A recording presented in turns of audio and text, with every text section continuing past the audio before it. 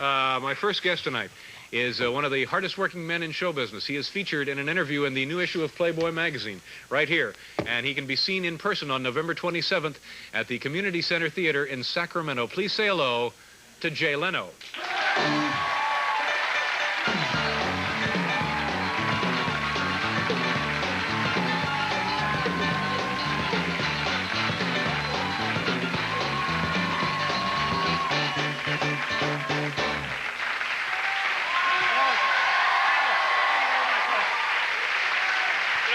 Nice to see you. Thank you, David. Just very impressive interview there in Playboy magazine.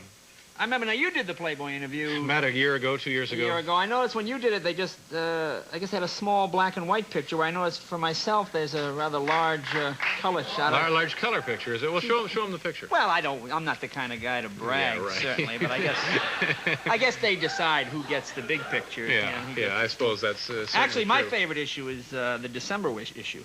Why is that? The one that has all those fabulous Playboy bachelor gift items. Yeah. You know, like the 3-foot chrome shoehorn made by Swank. You know, that's you know something? You know, when I was 19 years old, freshman year in college, I actually sent away $14.95 for the Playboy electric swizzle stick. Yeah. You know, this thing, little black handle Playboy emblem, 2 D-sized batteries, put it in a woman's drink, free, mix it. You know, I mean, I figured women would be real impressed with this. You know, I figured I'd walk into parties, girls would go, "What's that, a Playboy swizzle stick?" All right.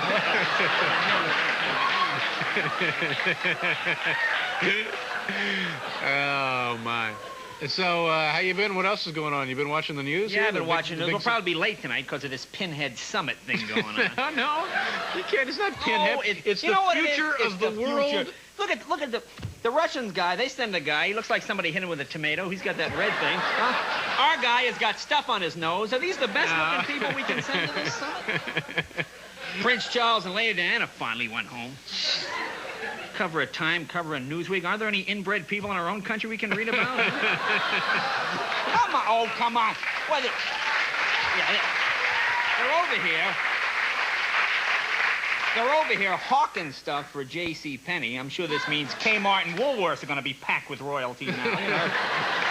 Every low-ball store in America is going to be traveling through Europe trying to find anybody with some tenuous bloodline they can catch up with. In fact, Crazy Eddie's right here in New York. They just hired King Olaf of Sweden. They got him out front there. Check it out, yeah, check it out. All he said. In fact, I just heard on the radio, J.C. Penney says that the English look will be all the rage for young men this year. Yeah.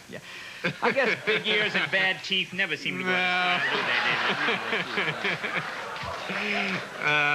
So what else is going on? You've been working? The world of TV? Yeah, I know you're a big TV fan. You know. Well, you mentioned it earlier. They brought back the Newlywed Game. Yeah. And they brought back... Very successful, I guess. Well, there's a reason for this. They brought back that and the Dating Game. You see, although the literacy rate in this country is low, the networks are worried that it's not quite low enough. So...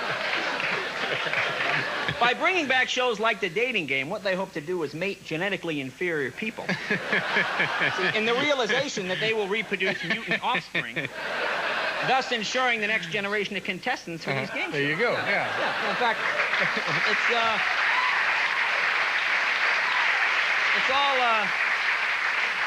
it's all in a new book. It's in a new book called Frontiers of Science by Bob Eubanks and Dr. William Shockley. And they explain the typical game show contestant. You know, you've seen them. One pupil is usually bigger than the other, and it tends to throb rhythmically according to the number of prizes that are given.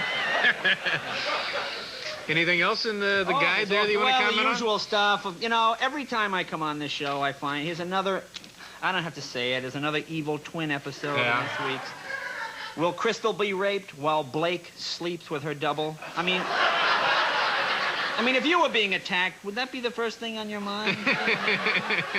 You know what I like about... You know, obviously, this is sweeps week. I mean, everybody knows that. That's right. That's why we're having pig races. That's right. You have the big yes on. This is the local TV guy from L.A. Look at this one. Mark Trank on the 9 o'clock news in L.A. Porn video. Okay, now here's the shot. Mark Trank? Mark Trank. Now, a couple of pages later, here's Mark Trank again, back with more explicit sex video.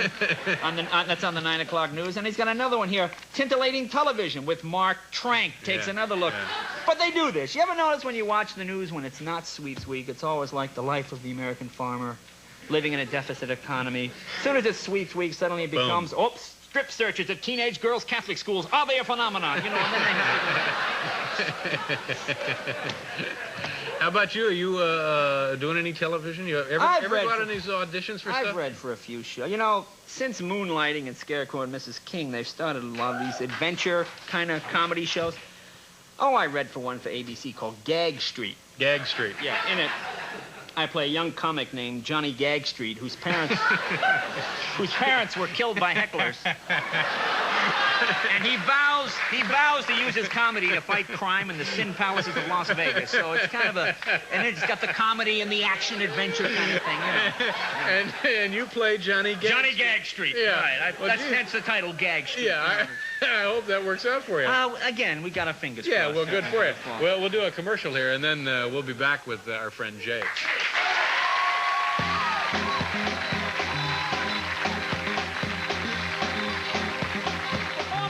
Performers like Stallone, like Arnold Schwarzenegger, they've opened up the acting profession to a lot of people who couldn't get into it before when speech was a major requirement.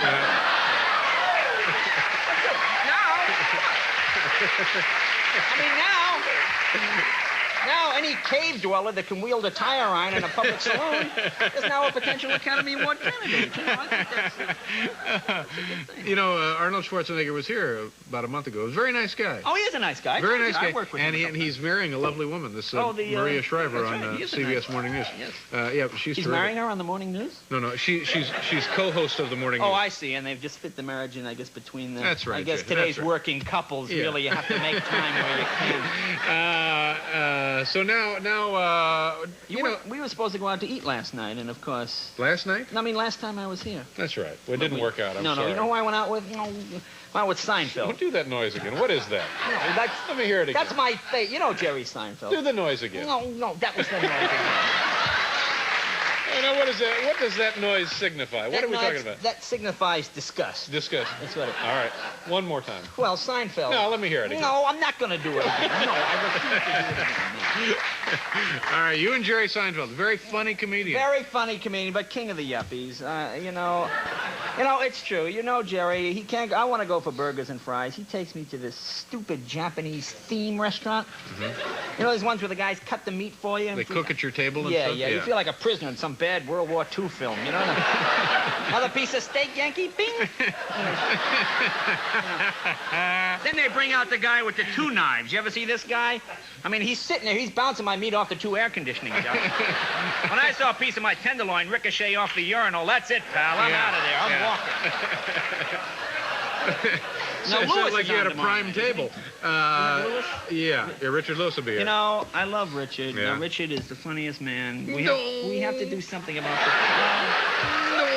Oh, come on. Lewis always shows up in those Shelley Winters moo-moos. Yeah, I know. He's very hip, very hip, Where did you stylish. Get, I don't know where he gets I this don't know. stuff. Let's see what he wears tomorrow night. All right. He bought this black jacket with fringe. He'll probably wear it. All right.